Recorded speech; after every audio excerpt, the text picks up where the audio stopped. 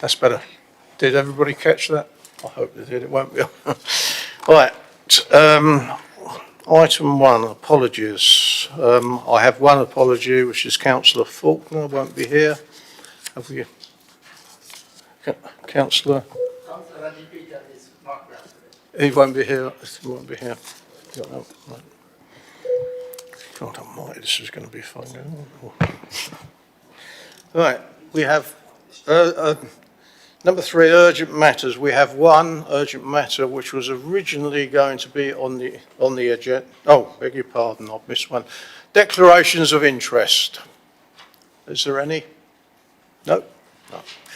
Item 3, urgent matters. We have one urgent matter which was supposed to have been on our agenda, but somehow it got missed off, so I agreed for it to come forward, and I will put you over to Sue Curzon to introduce it. Thank you. Thank you, Chair. I think you've already noted that we have a slightly performance-heavy agenda this evening.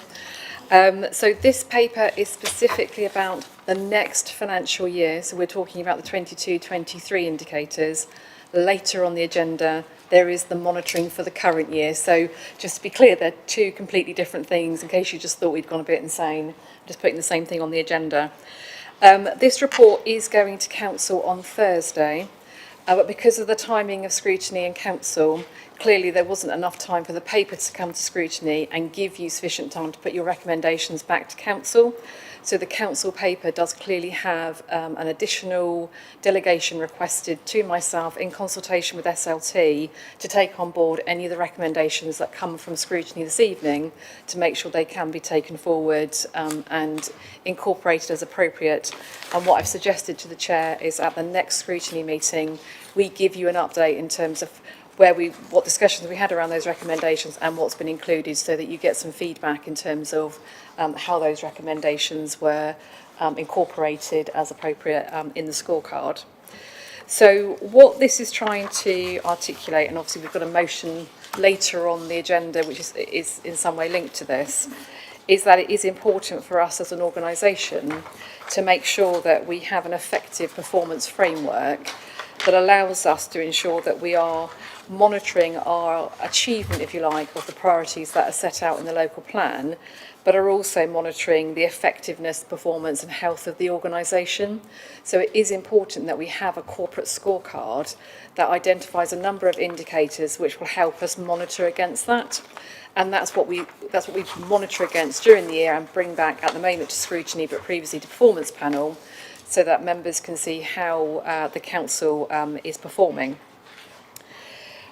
What we did last year as part of the budget setting, so not this February, the previous February, council signed off on the new priority plans.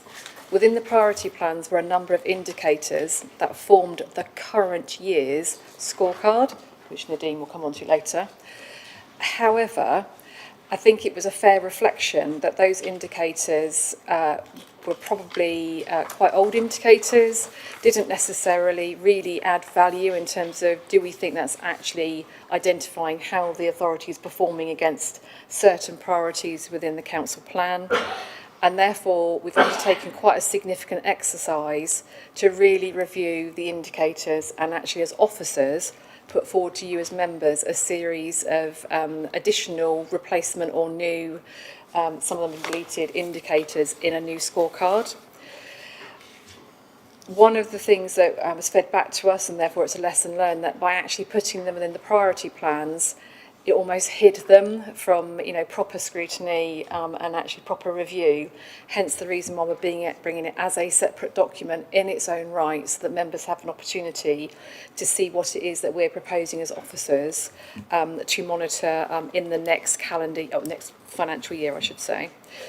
The other thing that this report is trying to articulate is that as an organisation there are different levels of activity that we monitor at. So in paragraph 3.4 on page 9 of the supplement, you'll see a very nice sort of pink lilac triangle. And what that's indicating is that there is the corporate management, i.e. the health of the organisation, which is what this scorecard is about. Then you have actually the service management, so that's we as officers, how are we providing the services within the budgetary and policy frameworks that have been set by you as council. And that's where we as executive directors set those targets with our heads of service, so that we are assuring ourselves that our services are actually performing in the way they should. And to some extent, that's the level that the contact centre sits at. So obviously, just putting that into context in terms of the later motion.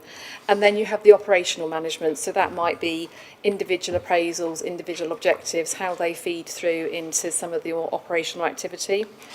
So from a member point of view, we would expect you to input and approve the corporate level, so i.e. the corporate scorecard.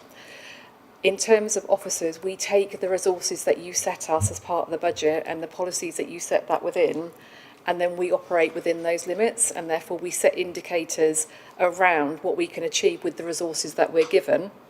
And then the operational management is clearly that next level down in terms of what individuals can do. So that middle bit of the triangle, the service management bit, we provide service plans for each service area, and going forward we are planning to make available to all members the service plans for the next financial year, which show you what each of the services are planning to do, what they're doing within their own priorities in order to achieve the council plan priorities. And within there you will see the indicators that we are monitoring at an officer level in terms of provision of those services. We've already put onto the sort of the members' knowledge hub, we're doing it on a monthly basis now, the contact centre stats, so that any member that particularly wants to go in and see how that particular service is performing can go and have a look. But more than happy to be transparent about the other things that we monitor at service level and put those on the members' hub if they wish to see them. In terms of the operational management, clearly that's confidential information between managers and staff themselves.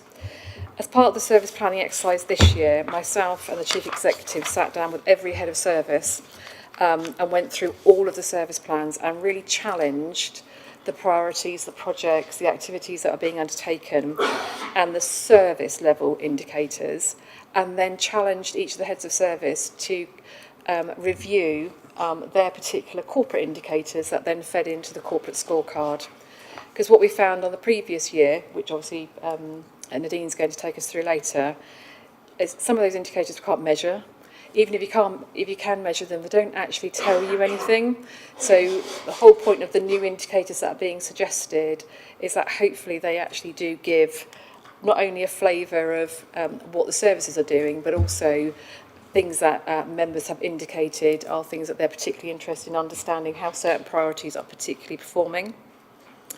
So in terms of the actual appendix, obviously nicely colour coordinated in line with each of the priority plans, but these are the suggested updated indicators, and obviously the point of coming to scrutiny this evening is to get your views in terms of, do you feel that they are actually helping you? If you were to receive these on an updated basis, would they help you understand how we as an authority are actually achieving against the council plan and the priority plans? And does it really help you understand the overall health of the organisation? So really what we're looking for is your feedback in terms of, do you think there's other things that we should be including? Or do you want to challenge any of the indicators that have been put forward? What I would say is that because obviously these indicators come up from a whole raft of officers, we may well need to take your questions away and feed it back to you so that we can get a full answer for you. But we will certainly hope to take a note of anything, answer what we can, and then obviously we will provide, I mean the leader is here because this forms part of the leader's portfolio, but we will obviously have a note of that for the leader in case he wants to include any of this at the council meeting on Thursday evening, and then we will feedback, as I say, formally how we've actually taken the information and recommendations that you provided to us. So I will stop there. That's okay. Right, have we got questions for the officer? So, have we got any questions? Yeah, we've got Carolyn, Councillor Waldron. Hello. When I went through this paper last night, I sort of read. I've got quite a few in different sections where I think, oh, you've missed this out and missed that out. Are we going to go through this section by section so that I can, or do you just want me to reel off where I think things are missed out? So we can go through them section by section, and I'm happy for you to go through them so that as a committee, clearly you can have any debate about them, but if you could then forward them to us to make sure we haven't missed any, that would be really helpful. So if we start with Fit for the Future, which is, I can't read that. Where else? Which is page 13 of the pack. 1 of 5. 1 of 5, yeah. This one.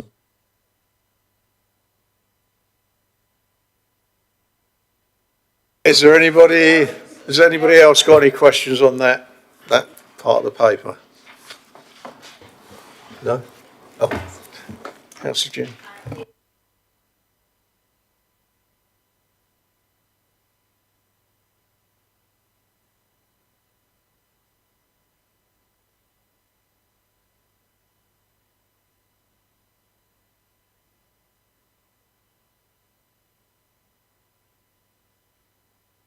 So the reason it's a standard 10 working days is because obviously often when we get information through in terms of a form of complaint, we actually have to follow up with the complainant further information.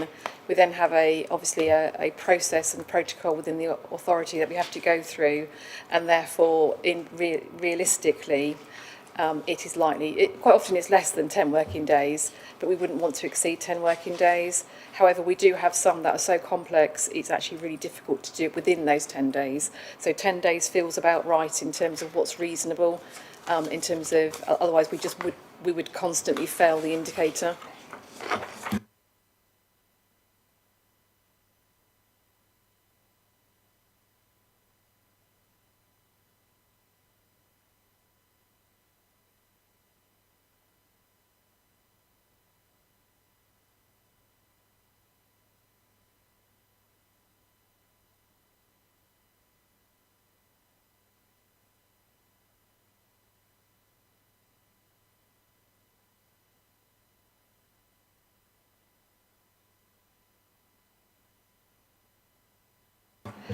Yes, so actually, when I was going through this earlier with the chair, we did note there was probably some advantage in terms of at least noting what that current position is, and actually having a further debate in terms of what those next steps might be.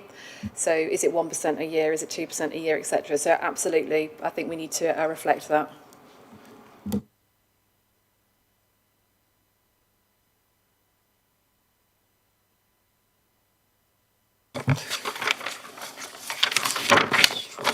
Page 2 of 5. Any questions on 2 of 5? Chair, if I may, just one query: are these? Somebody's mentioned national benchmarks, etc. Are these general the statistics and the percentage achievements? Are they generally in line with other authorities, or are they better? So as part of each service's service plans, they do benchmark their services. So we do aim to set a challenging target for ourselves, and we would expect to be able to say that in most instances, we are at least comparable, if not better. So they form part of each of the service plans. As such, is there an external body that also, I mean, it could be an audit, an external body that also scrutinises the performance, or is it just it's an internal matter? Thank you. Carolyn?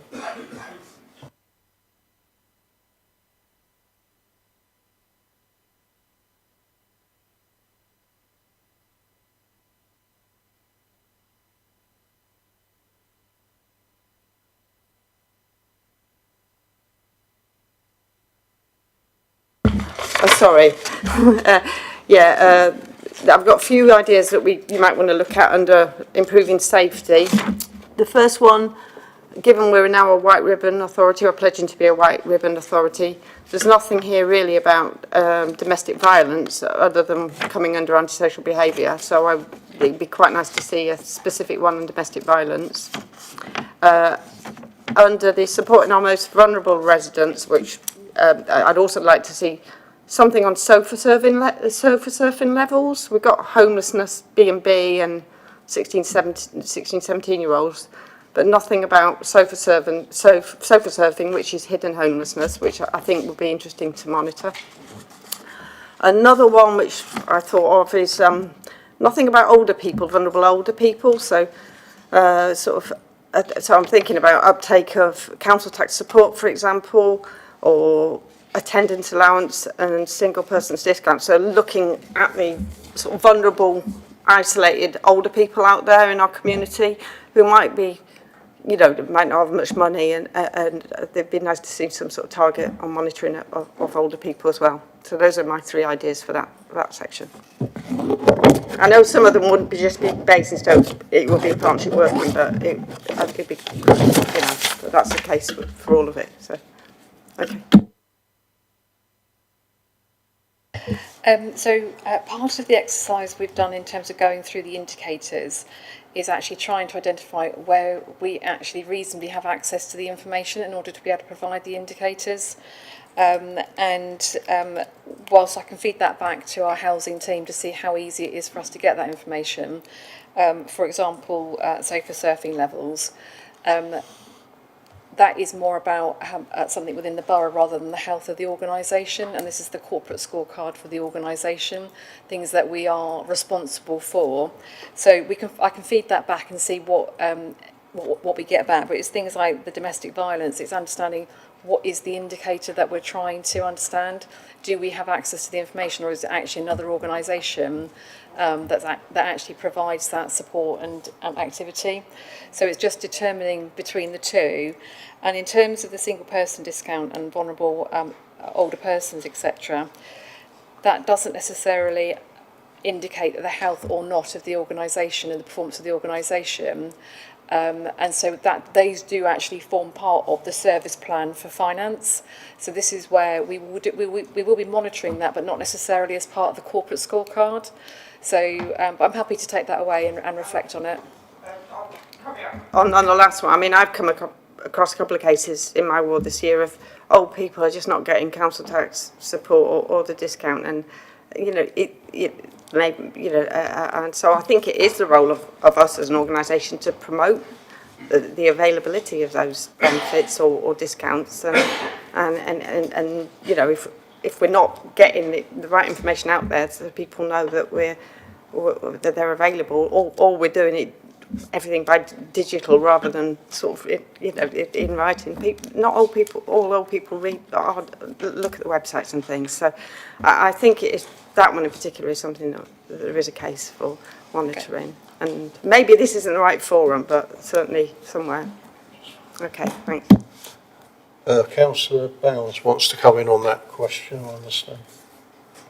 Yeah, no, I just wanted to pick up on the community safety point as well, because there is something about that partnership working, and of course the scrutiny of that happens through the joint scrutiny panel of Safer North Hampshire as a separate entity. But I think it's a really good point as far as how we make sure that those partnerships are working and delivering, as far as how we make sure that that gets included. Councillor Mullally. Thank you, Chair. Probably, officer, it's my lack of understanding, or I don't understand how the recycling works. Is the page number 11 says increase in household waste recycled. It has been linked to garden collection. So how is it been related? We're not on that page yet. Page number 11, please. So, yeah, we're not on that page yet. We're going page by page. So we're doing 2 of 5 at the moment on the blue. On the edge. Yeah. So when that comes up, Okay. All right. Okay. I'll invite you back in. Yeah. Councillor Jeans. Thanks, Chair. Just on the reducing antisocial behaviour, it would be really helpful, and I think it would identify trends if that could be segregated into specific particular areas. And I know that sort of comes a little bit on the back of what Carolyn was saying, but actually I've tried to get to the bottom of figures on certain indicators of late, and I've been unable to produce figures because they're not reported individually. And I will say things such as drug dealing on street corners in particular areas, or, you know, God forbid, e-scooters, or whatever it might be, that, you know, we need to see trends in what we're seeing in the borough as a whole, but also in specific areas. And I think, you know, we're not going to see staff out in the parishes that we see in the town centre. And therefore, if we could break these down, it would enable us to attack where we need to on specific points. Thank you. I'm sorry. So I think it comes, obviously, there's a difference between the information that the police might, for example, record, which we don't, it's for them to report that information. This is about what our own staff are dealing with. So we can certainly feed it back to the service, but I suspect at the current time it's not necessarily recorded in that way, so we will need to think about how we might be able to record it differently in the future. But I'll certainly feed that back to the service and see what we can actually do in terms of further analysis of that particular indicator. I mean, I think probably using drugs wasn't a very good point, but, you know, sort of things like car meets, major issue in the borough. You know, and that is a new trend that we're seeing, and if this isn't broken down, then we're not going to identify the trends. But thank you. Yeah, Councillor Compton-Bennett.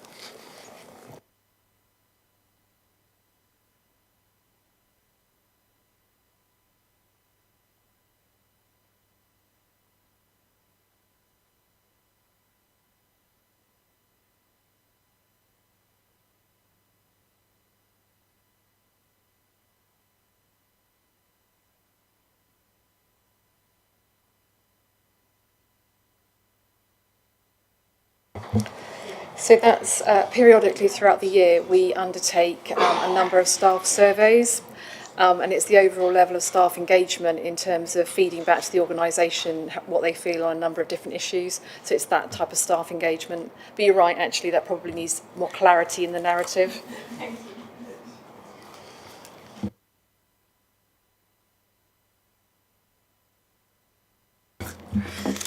Yeah, I was just wondering on the homelessness figures, are those targets going to be, are they including the Afghan refugees and possibly Ukrainian refugees as and when they get here? So I think those targets may well be quite difficult to meet if they are going to be including the refugees, who after all are residents of the borough as well. Thank you.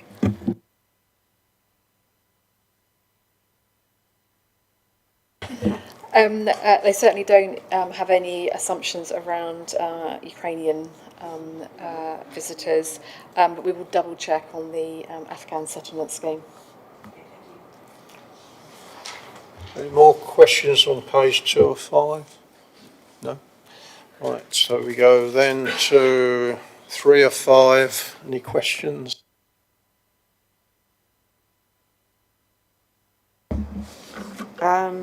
Yeah, there doesn't, whether it comes in this section or the next one on housing, I'm not sure, but there doesn't seem to be a target for the zero carbon homes. There's a target for how many homes are produced, but not that they're, you know, anything that's zero carbon. So I think in terms of zero carbon homes, that clearly forms part of the climate agenda strategy, the climate strategy, and will be reported through that particular strategy. But that's borough-wide. This is about the organisation and what we can necessarily influence. So we will be monitoring that indicator, but as part of the climate change strategy. Come back. I am a little bit confused then, because why it's the same. We're saying to produce 300 houses a year, but that's a similar sort of thing, isn't it? That's housing and a more partnership thing. So what's the difference between producing 300 housing a year and producing ones which are zero carbon? I'm sorry, maybe I'm completely sort of confused about what this whole paper's about. I don't know. So in terms of the 300 homes, obviously that is linked to other council policies in terms of what we need to achieve as a borough council within the borough. whereas the helping individual homes become carbon neutral effectively is an aspiration of our climate change strategy.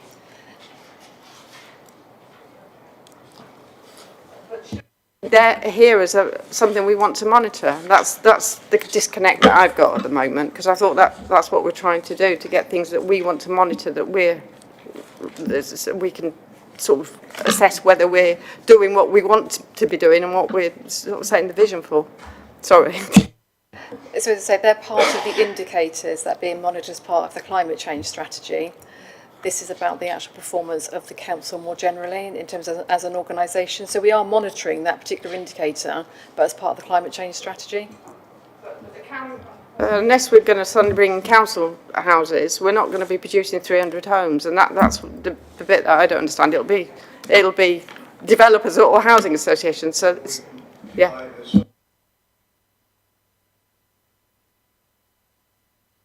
Councillor James. I just wanted to ask if the targets for responding to the climate emergency were in line with a national expectation.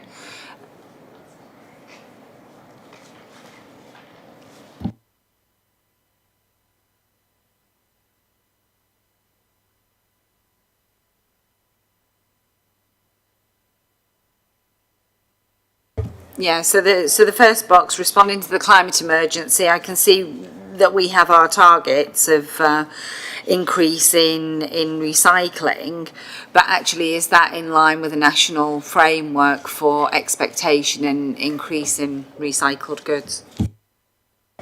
That's a more detailed information, so we'll have to come back to you on that one. Councillor Malone. It is item number 305, and the target kilograms of waste per household is less than or equal to 51. That is the new target. If you look at the previous year target, which is less than or equal to 49 kilos, why we increase the target?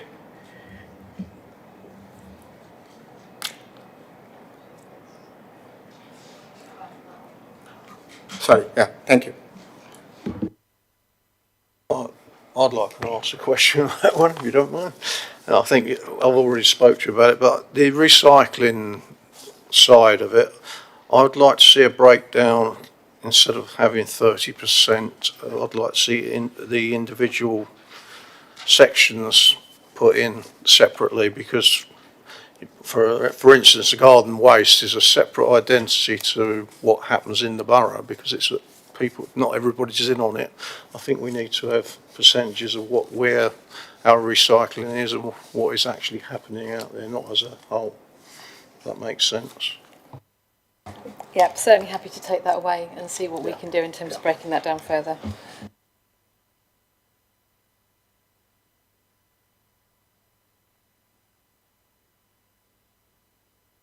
Councillor Bogles. Thank you, Chair.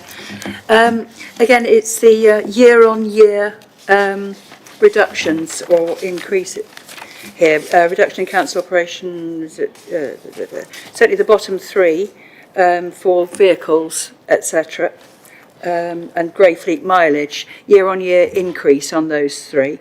I mean, shouldn't we be looking at having a percentage, an actual target, and then preferably smashing it? Absolutely. I think the general reflection is that perhaps we need to at least give you the starting indicator and what we're planning to do so that you have an understanding of that.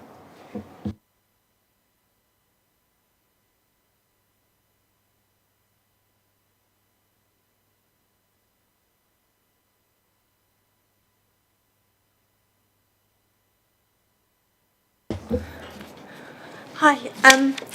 Yes, the number of community events supported. What does that mean, please?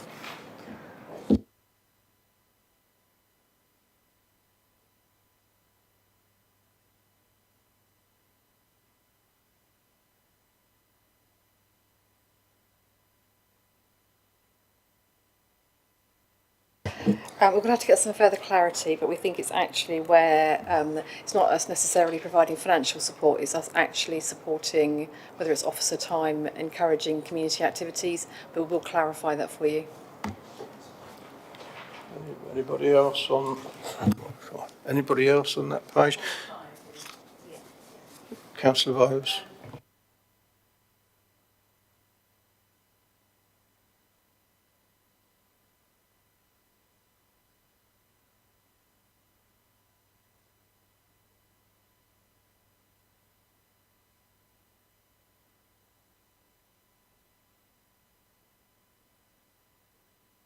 My understanding is that it's new trees, but we will clarify that point.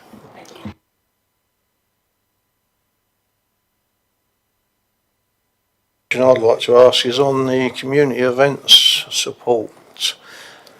Would we have figures prior to this so what we know what we're talking about? Because from my perspective, the big events, we seem to have lost quite a few in this town, in my view. I'm not saying I'm right, but if we don't know what we're losing, how do we know whether we're encouraging people? I need a base figure. What did we support last year, the year before? Is it less? Is it more? We need some sort of base figure, if that makes sense. Yeah, that's absolutely fine. You will see when we come on to the later monitoring, we do tend to have the year-on-year trend and the direction of travel, etc. So we will make sure that's included. Any more? No?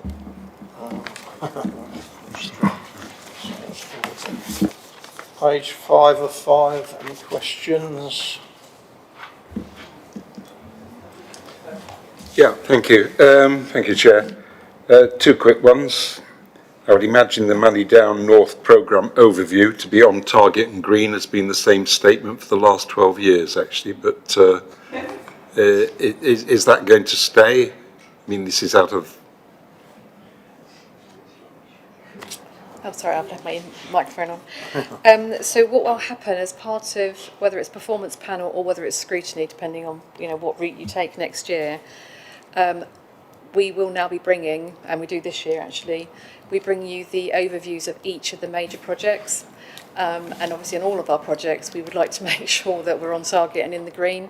So it is right for us to have that as our target. But obviously as part of the monitoring in year, we will explain any variance to that. Yeah, fair enough.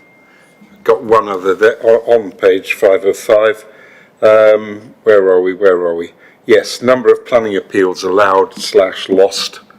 Is that appeals by the borough or appeals against the borough's decision by applicants? It's against the LPA, I should say. Okay, thank you. Councillor Aldridge. Thank you. I've raised this previously in various forums, but instead of just having new affordable houses, it would be nice to break that down for social housing, because not all affordable housing is affordable, as everyone's debated time and time again. So it'd be nice to see the figures for social housing in there. Thank you.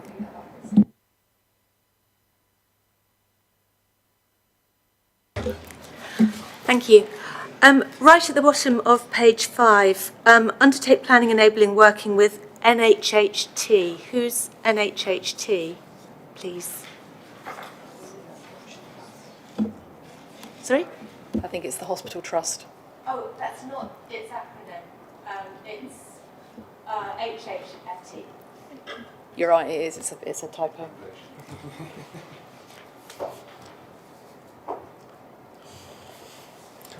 Thank you. Any more questions on that? If not, I'm going to open the...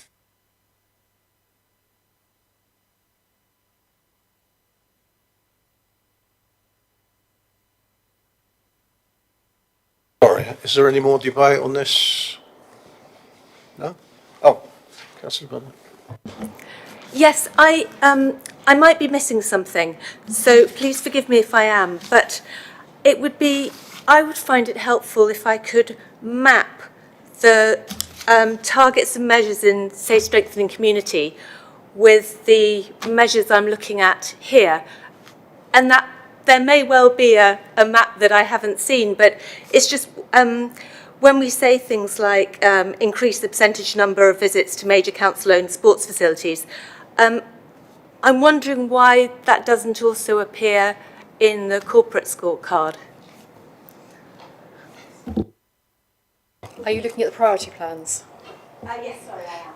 Yeah, so the plan is obviously once these have been updated, they will be updated and the priority plans will be republished. So because of these are the new indicators that will feed into those.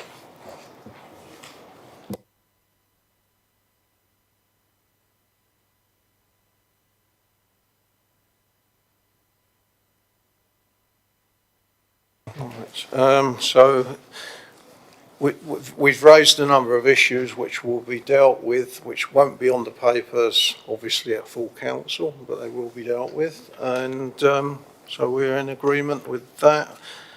And we've noted the scorecard. Everybody in agreement? Great. Good. Right. There's a bit of a change papers. Right. Oh, shit. Yeah, I'll just put some blooming. No, that's it. Yeah. Right. Where are we? Item. Not minutes. Haven't we got? No. Item 4. Minutes of the last meeting. Is in agreement, or is there anything? Councillor Mellon. Thank you. Just got one point I'd like to raise. During the meeting, which certainly in the review of grounds maintenance grass cutting service, one comment I made has not been reflected in the minutes, and I think it is valid in view of the fact that it was agreed that this matter would come forward next year. And that was the fact that the whole paper, very good though it was in content, was very Basingstoke town centric, not covering Basingstoke and Dean in any way in terms of grass cutting. So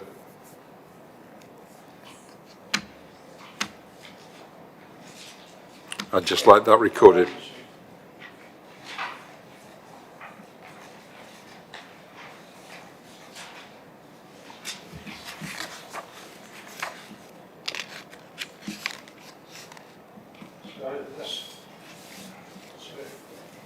That'll be coming back in a year's time. Yeah, but at the meeting I did ask that, or I did comment that the paper, good though it was very Basingstoke town centric, not Basingstoke and Dean. There was no coverage of the service outside Basingstoke town. And I did ask that that should be borne in mind, bearing in mind it is coming forward next year. Can we incorporate that in the minutes? Yeah. Yeah. Okay, thank you.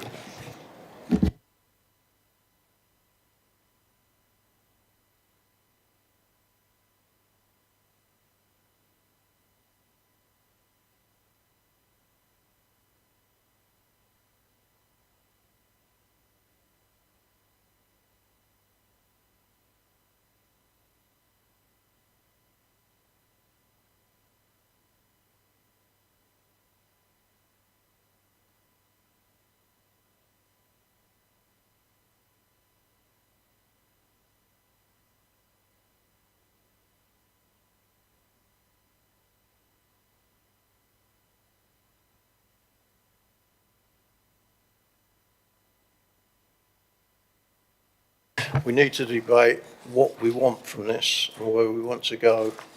So I'll open the floor up, what we want to see from this in particular. Councillor Bowles. Thank you, Chair. I've been talking with Councillor Hussey on this as well, and we're in agree on this that the budget agreed that there would be a review, the 2020 to 21 budget agreed that there would be a review of the contact centre as more and more residents move from phone contact to electronic contact. The logic which resulted in the standing charge changing from 70% within 30 seconds to 60% in 300 seconds is basically flawed and is based on the premise that as usage falls we can reduce the standard from 70% in 30 seconds to 60% in 300 seconds. This is wrong. If the usage levels drop, we should be reducing the staff levels to the number required to continue to meet the agreed standard, not dropping the standard. And the other point we got on that is that the call centre handles an awful lot of calls, 12,000 plus calls a month, main lines plus waste lines plus benefits lines, and mainly from the residents. And it's the preferred choice of communication for our residents to ask questions and raise concerns. The customer-facing service, that is why it's included in the council's customer charter. Councillors are elected by these same residents and we are their representatives. It clearly follows, therefore, that councillors must be allowed to have their say before any changes are made to the standard of service in the call centre. We should be agreeing on the standards in full council, and councillors should be agreeing the resources necessary for officers to achieve the agreed standard. There should be a regular management information provided to councillors to scrutinise the level of service provided. Thank you.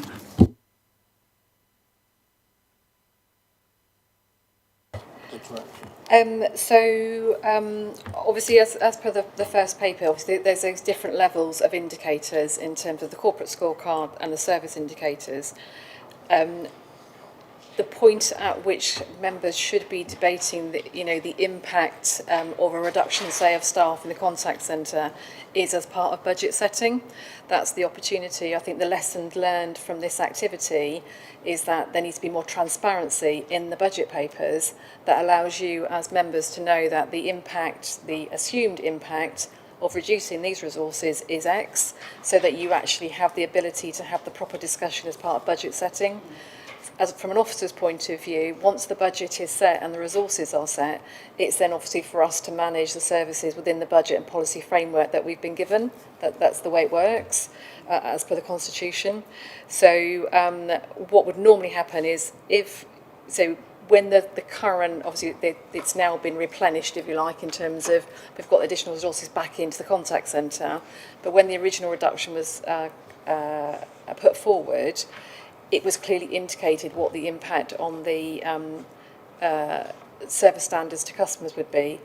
However, by the time that worked its way through the process, if you like, into the final report, it wasn't clearly articulated. I don't think we can disagree with that. One of the things that was previously raised by a previous member was that actually the equality impact assessments that sit alongside budget proposals should be more fully detailed to include that type of information, and therefore as part of this year's budget setting they were far more detailed than they have been previously.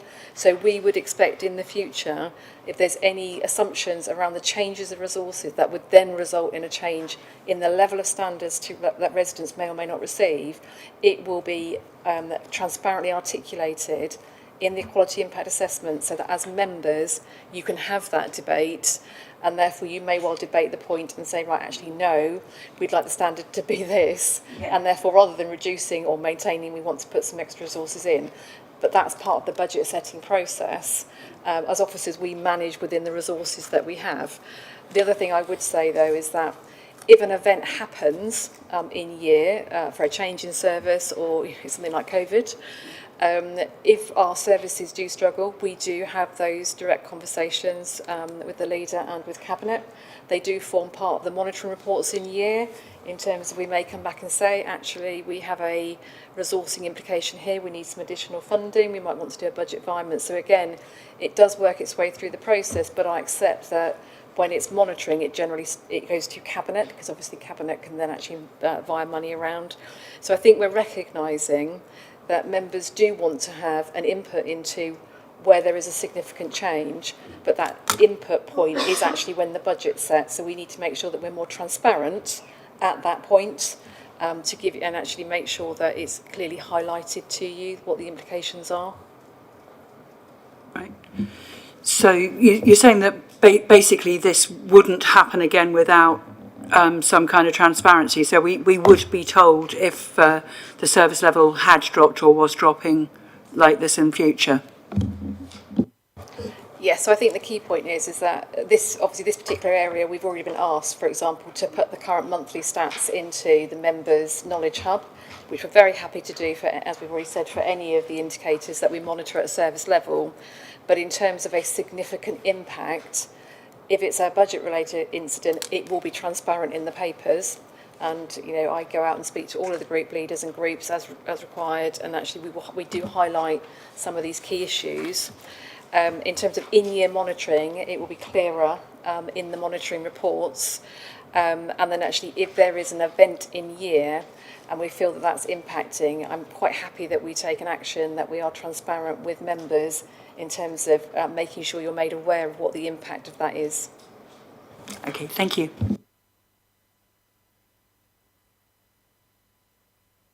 A few words.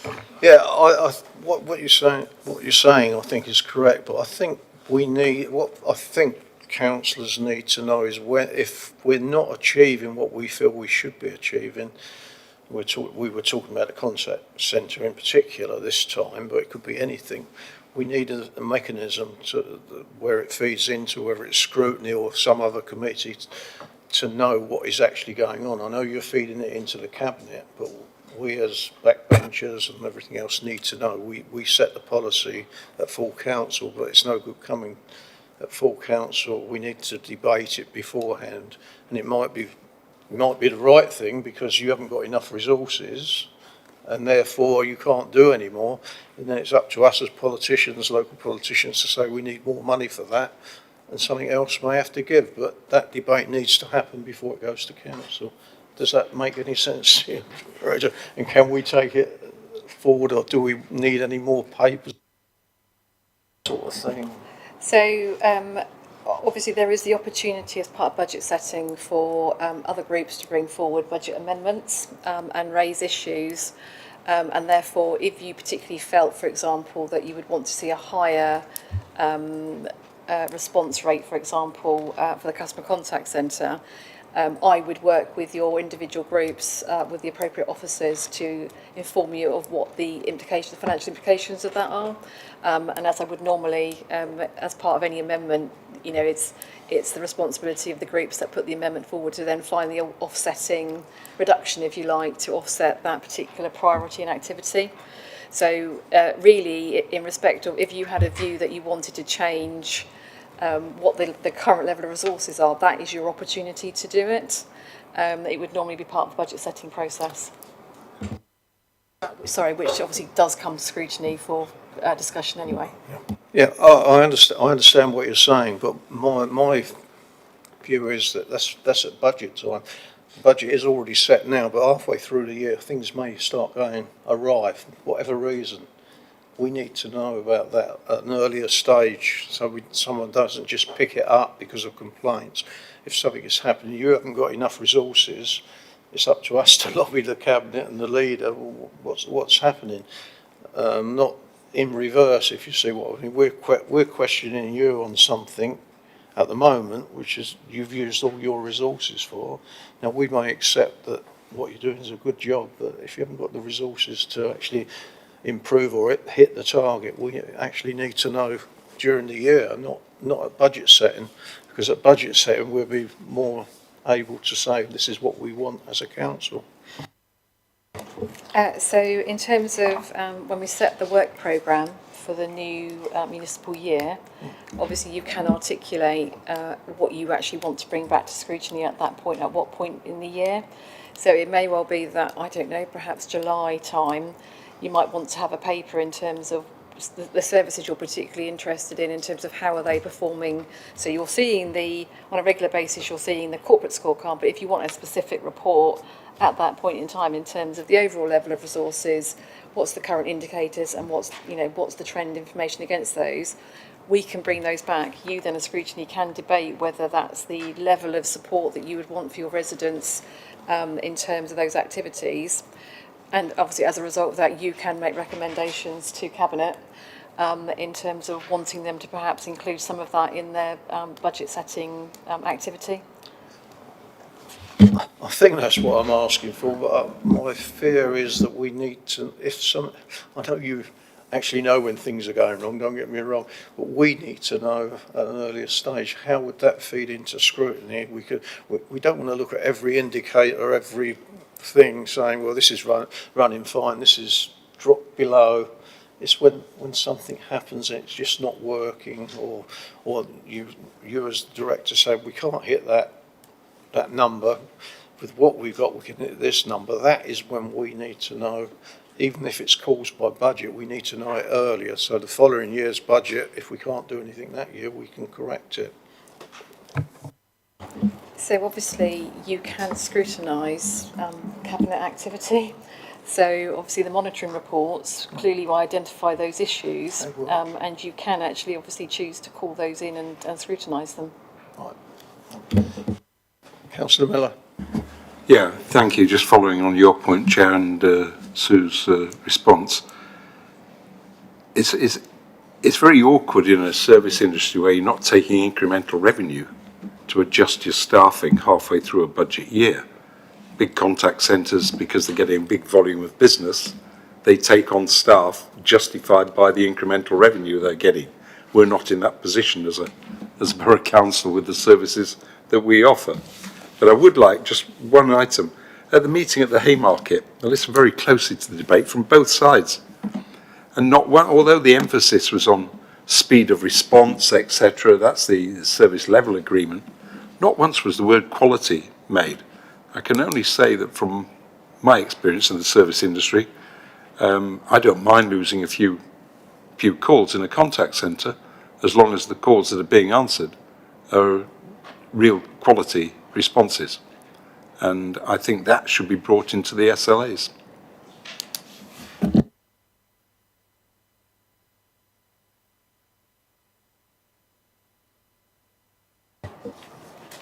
I note your comment.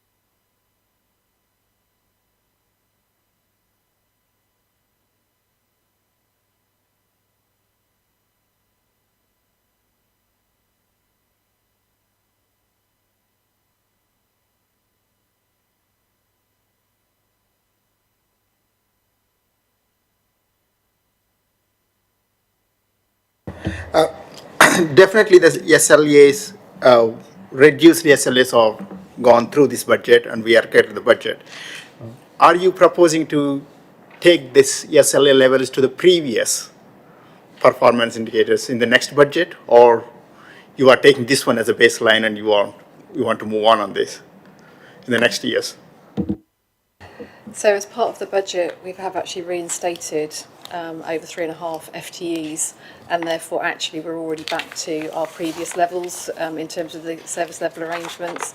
So this is really, the conversation is really about if there are any further changes. So I can't tell you today whether the standing cabinet at this point in November will or won't put a proposal forward in relation to the contact centre.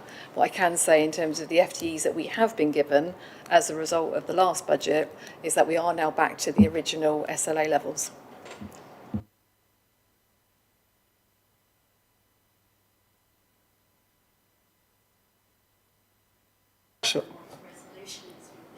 Sorry? Resolution. So the resolution is that there's nothing, Scrutiny have considered the motion. Yeah, well, I thought I said that in a roundabout way. Yeah, Scrutiny has considered the resolution. There's nothing else to bring forward on it. Item 6, key indicator performance management. Nadine, I think it's your time. Thank you, Chair. I'm here, as Sue pointed out, to talk to you about the 21-22 performance, not the next financial year. We're very much in the current financial year for my paper, looking at the performance as at the end of Q2. So for Q2, there are 34 reportable indicators, with 22 at green, 2 at amber and 10 at red status. Within the protecting and enhancing our environment priority, there are 3 reportable measures, of which 2 at the time of producing the report had not yet been provided by Hampshire County Council. The data is now available and I can confirm that the overall percentage in recycled household waste is 29.17%, which is above target, and also that the kilograms of waste per household is 52.51 kilograms, which is also slightly above the target. In addition, the Q1 figure has now been revised from 69.5 to 53.23 following Hampshire County Council's audit.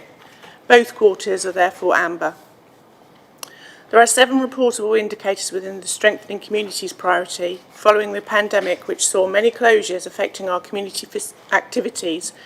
We're now experiencing a great recovery and footfall is on the rise. The measures that are reporting as red are due to the COVID restrictions, a vacancy in health and wellbeing team which has now been recruited to, and a change in the delivery of some of our schemes. For example, the Walking to Health scheme is now being delivered through Basingstoke Voluntary Action. All 4 indicators within improving safety are on target, and targets are being met currently. However, this may change as we progress through the year, with rising caseload numbers and options available in the wider housing market remain impacted by COVID. Within planning for the future, there are 7 measures. 1 relates to the average number of passenger journeys by route per capita per ward, and this can be found in Appendix 2 in your pack. The reduction in performance relating to major applications is due to 1 single application being issued out of time. However, performance remains above target. And for the Fit for the Future priority, we have 18 reportable indicators for Q2, of which 2 are for contextual purposes only. These relate to the number of engagements we're having with our residents via our social media platforms. Thank you. Have we got questions for the officer in particular, or do we want to go through these indicators page by page again, or?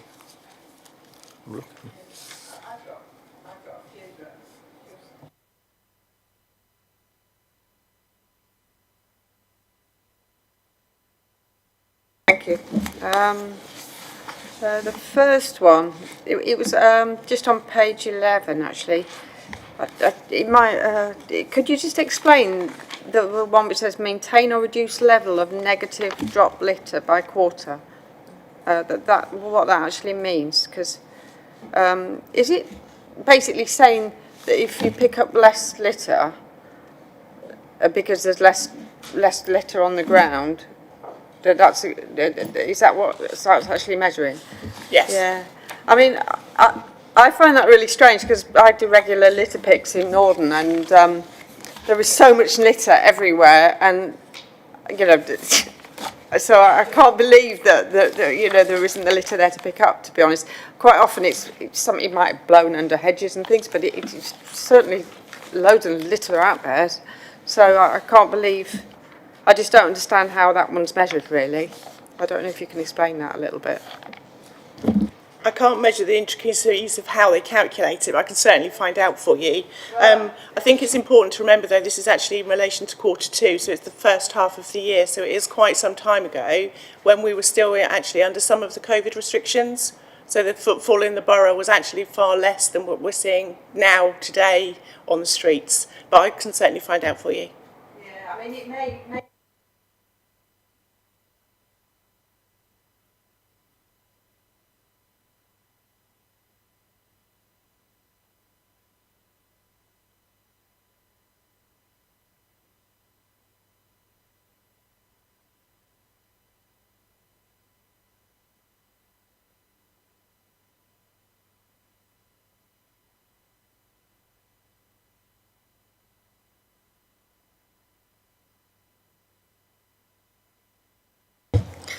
Thanks. Might be more of a question for our leader, actually.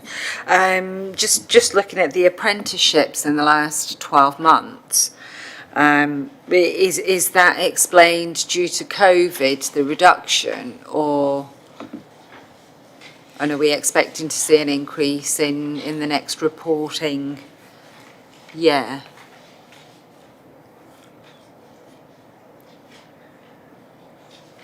Just looking at the supporting a high-performing, motivated and resilient and well-informed workforce down at the bottom there. Percentage of council workforce starting apprenticeship in the past 12 months.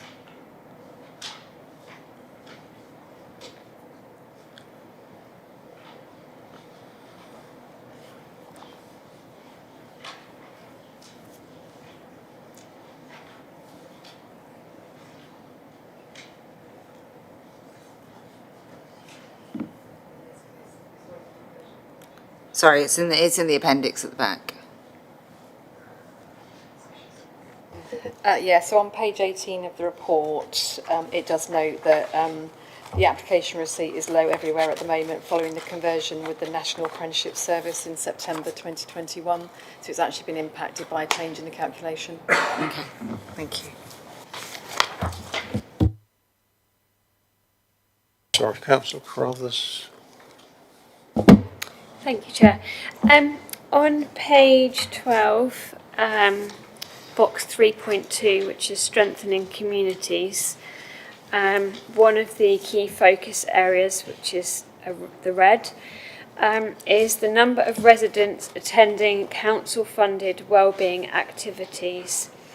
And it says here that it talks about the figures, but what it doesn't say is it doesn't talk about our offer. So I just think it's a little bit difficult to really understand what the level of engagement is, because I don't know from this whether we are offering the same amount of activities as we previously offered or more activities. Therefore, it's hard for me to gauge really what the level of engagement is. So it would be useful to have more of an idea here as to our level of offer in that respect. Thank you. That's fine, we can do that.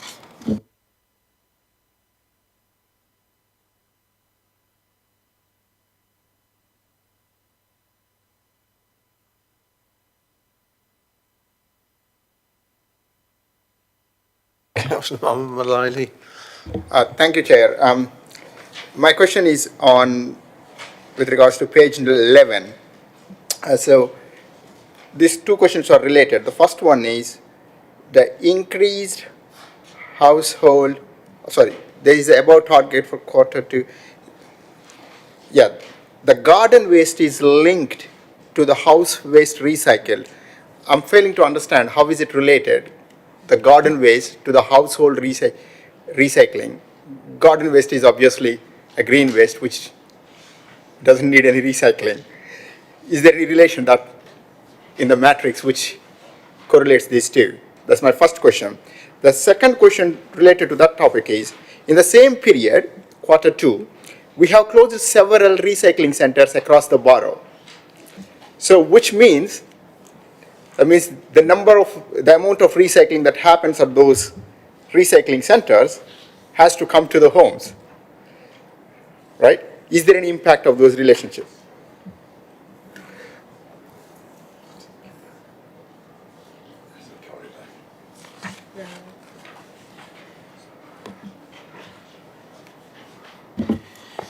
So with regards to your first question, if you look at page, I can't take my glasses off now, I can't read it, page 1 of 3, which is the appendix of the scorecard, it shows on there that actually there's three elements to the household waste measure. Okay. One is the dry elements, one is garden waste, and one is glass. Okay. So the collective amount of waste is counted, and then it's determined how much percentage of that overarching weight, how much is actually attributable to those three sections. So the reason that it's important is because we suspended the garden waste collections, so therefore there was an impact, and it made the figure go down by 2% in Q2 compared to Q1, specifically around garden waste. But when you add it all together, the percentage is actually an increased position, because we're actually experiencing higher volumes of household waste, the dry waste, because more people are at home, therefore more waste is going into their rubbish bins rather than elsewhere. Okay. Two more speakers, Councillor Compton-Burnett and then Councillor Aldridge.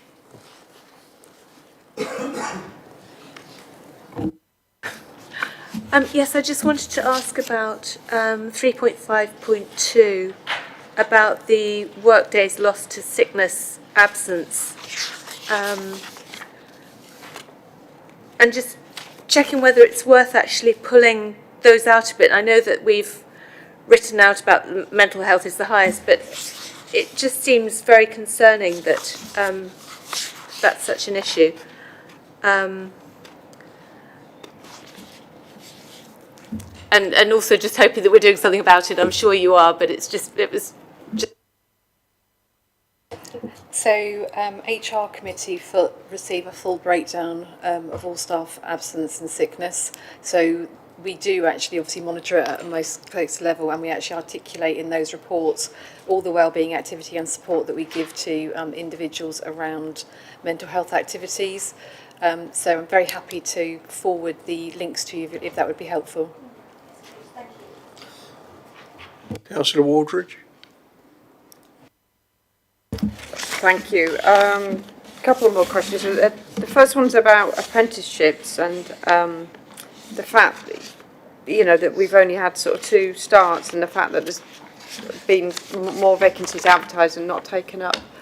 It sort of mentions about the fact it's linked to the, it's a national issue, but I just find it really surprising because I know there is an awful lot of young people out there looking for work. So I just wondered what we're doing to really sort of link in with the job centre, and what methods we're using to try and attract young people on apprenticeship programmes. And having been to HR recently, I think we've really sort of struggled getting people on Kickstart as well, which again is really disappointing. So my question is around that really, about what more we can do to try and attract young people. So I think actually probably the bit that's missing from there as well is that a lot of our apprenticeships are longer than 12 months. So we don't necessarily we have a certain number of apprenticeships, for example, within the council. We don't always have apprenticeship vacancies that we can go out and fill, because actually we keep them for more than 12 months. So that's also impacted in terms of the number that we can obviously advertise over the last 12 months. But certainly I'm happy to get an update for you from our head of HR in terms of what they're actively doing in terms of encouraging take-up of our apprenticeships. Just to add that, the Kickstart as well, if that programme is still carrying on. I think it is, but I mean, we debated it at HR, didn't we? But, you know, I think it's something we need to sort of question. Thank you.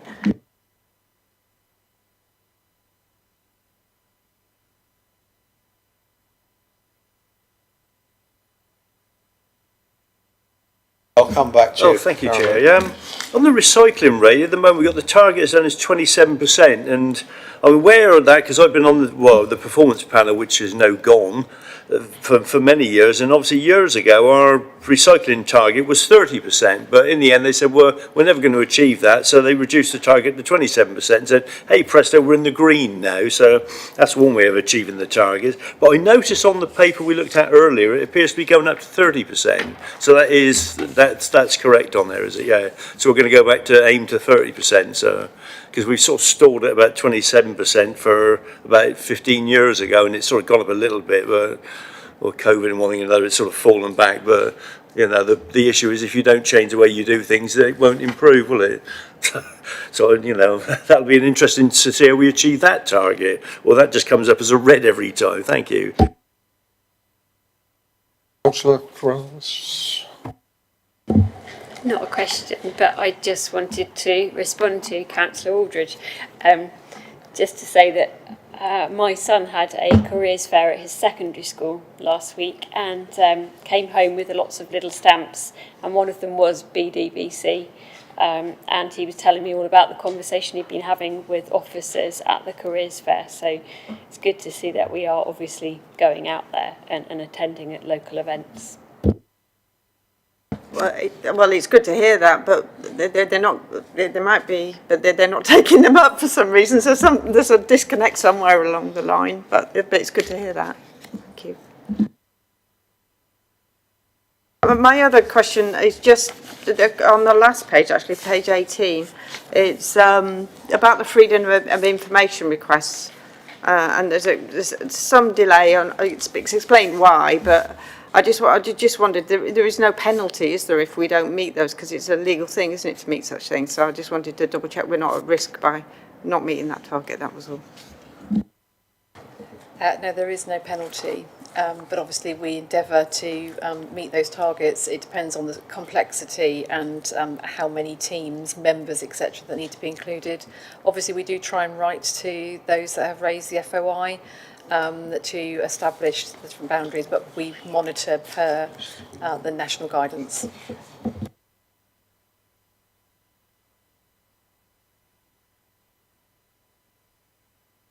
Is there any more debate or questions?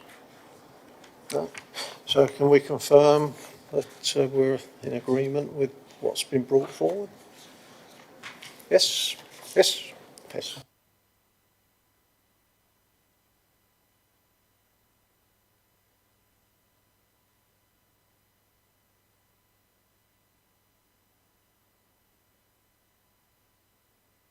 Item 7 Works Programme. This is our last meeting this year. What I've discussed with the director, I may not be chair next year, these things change, but next year I believe we're going to be looking at all the chairs, trying to get more organised what we want to bring forward to the committee, because this year we've missed one committee meeting because we didn't have any work, and I find that not right as such. But is there anything pressing at the moment we can put forward for next year? It may not be me, it may be someone else, but because what we want to start off is in the right order, and I think last year this is my personal opinion, I think we stalled a bit in as much as we should be looking at a lot more than what we do. It's, but if we got nothing, that discussion will happen later in the year. So if I could just add to that, as part of the constitution review, there's a massive element of that is around the scrutiny and overview process. I think we recognise as officers that actually it's incumbent on us to sort of disclose to the chairs of the various overview and scrutiny committees all the things that we think are the priority activities that we're doing as officers during the year, to give all the chairs the opportunity to identify anything that they particularly might want to bring forward, and then to agree with the chairs of which committee it's going to, because obviously if we can, we should avoid, where possible, bringing something to scrutiny and then say to CEP, or something to scrutiny and then EPH, because actually it's a duplicate discussion. So what we want to do is help the chairs identify all of the activity that they may be interested in over the year, rather than necessarily waiting for members for it to pop up and then decide to bring it. So we think it's incumbent on us to actually, through doing our service plans, we know what our priorities are, we know what we're working on, we know what we're trying to achieve during the year. So it's appropriate for us to kind of run through all of those with the chairs. The chairs have a look at the things that they think they might want to bring back, which obviously they can then come back to the committees and discuss, and as I say, agree which of the committees that it would go to most appropriately. So hopefully we will give you not a menu, but a bit more flavour in terms of the things that you might want to bring back, as well as the standard things that you would normally look at, such as budget setting, etc. I believe I've got one more item from one of the councillors, is that correct? Next. Oh, beg your pardon. Councillor. Officers, I got still a question about the scrutiny committee. The scrutiny, do we do on the past activities, or do we do the scrutiny on the proposed activities? Say, there is a confusion always, like we do scrutiny on the stuff that happened, or we do the scrutiny on what is going to happen. So scrutiny can look at both. So you can look at past events, but obviously, as a rule, this committee to date has very much looked at past events, and we are actively encouraging you to look at things and feed into the process before it's actually approved, and then have the opportunity to scrutinise how it might have performed at a later date.